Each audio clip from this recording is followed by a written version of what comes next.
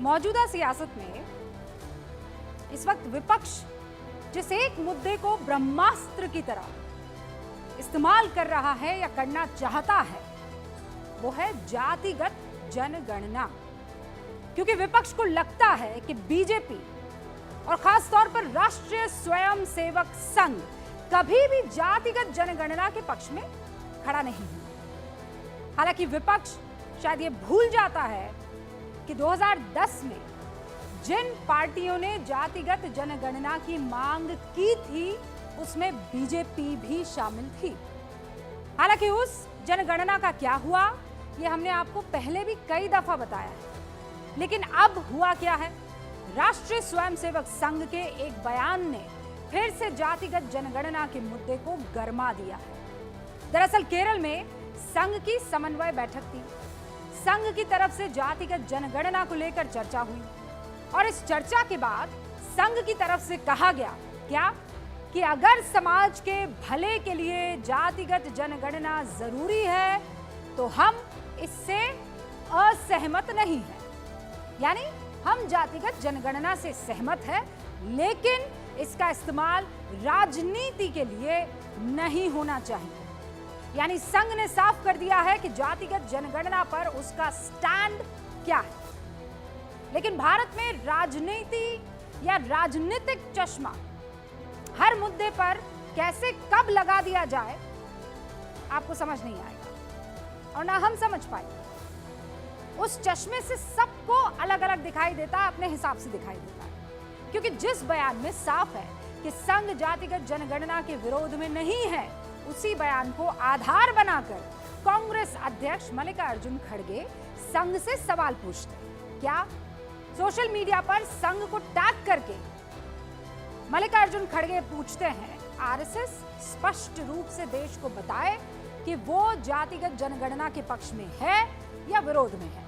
देश के संविधान के बजाय मनुस्मृति के पक्ष में होने वाले संघ परिवार को क्या दलित, आदिवासी, पिछड़े वर्ग व गरीब वंचित समाज की भागीदारी की चिंता है कि नहीं?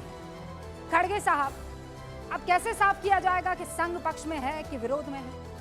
या फिर आपको संघ के स्टैंड की उम्मीद ही नहीं थी कि वो कहेंगे नहीं हम तो पक्ष में हैं लेकिन इसका राजनीतिक इस्तेमाल नहीं होना चाहिए?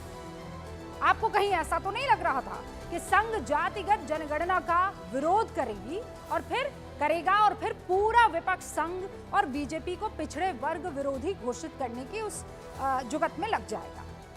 क्योंकि सियासी रूप से जब तक पिछड़े वर्ग को वोट या उस पिछड़े वर्ग के वोट को विपक्ष अपने खेमे में बड़े पैमाने पर नहीं जोड़ लेता तब तक, और ये आंकड़े कहते हैं, ये हम नहीं कह रहे, तब तक दिल्ली की कुर्सी यानी केंद्र की सत्ता उनके नजदीक नहीं आएगी। और आंकड़े कैसे तस्दीक करते हैं आपके सामने रखती हूं। 2024 के चुनावों में संविधान खतरे में है कि क्यों कहा गया? जातिगत जनगणना के लिए नैरेटिव क्यों बनाया गया? इसलिए ताकि एक जो बड़ा खेमा बीजेपी का वोटर बना हुआ है उसको तोड़ा जा सके। वो कैसे? सीएसडीएस के आंकड़ों के मुताबिक अन्य पिछड़े वर्ग में सिर्फ, ये देखिए, अन्य पिछड़े वर्ग में सिर्फ और सिर्फ 2% वोट का नुकसान हुआ है। 2% वोट का। बीजेपी को 2019 में कितने वोट पड़े थे?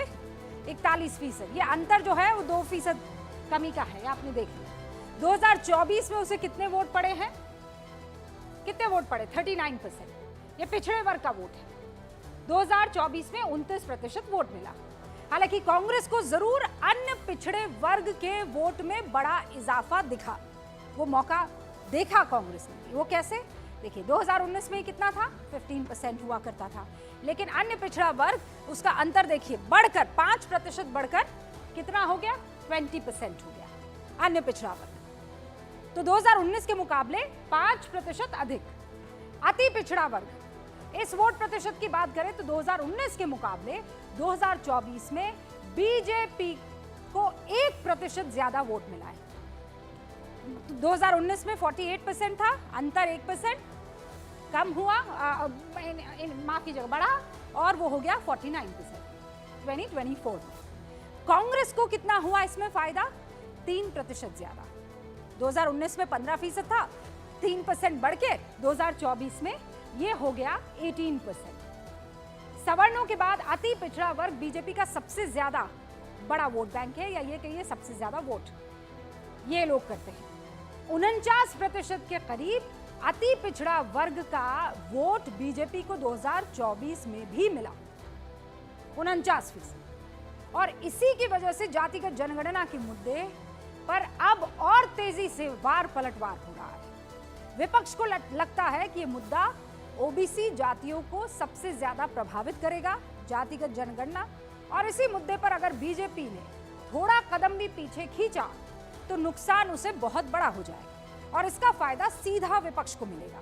संघ ने संदेश दे दिया, मुद्दा राजनीतिक ना होकर सामाजिक है, लेकिन पक्ष और विपक्ष की तरफ से बयानों के तीर चल रहे हैं और उससे साफ है कि मामला असल में सामाजिक कम और राजनीतिक ज्यादा है। असम में मुख्यमंत्री हिमंत बिस्वा शर्मा एक कदम आगे बढ़ जाते हैं, कांग्रेस को चैलेंज करते हैं, साफ कहते हैं कि एनडीए शासित बिहार ने जातिगत सर्वे करवा दिया है, असम में मुसलमानों की जाति गिनने का आदेश दे दिया गया है, अब इंडिया ब्लॉक अपने शासित 8 राज्यों में किसी एक राज्य में ये करके दिखा दे। अब इस सियासी लड़ाई के बीच मामला लगातार बढ़ता चला जा रहा है। अब असल सवाल यह उठता है कि जातिगत जनगणना जो विकास का मामला है, कहा जा रहा है ये बाकायदा बार बार विपक्ष की तरफ से, क्या वाकई वो विकास का मामला है या मसला सियासत का है?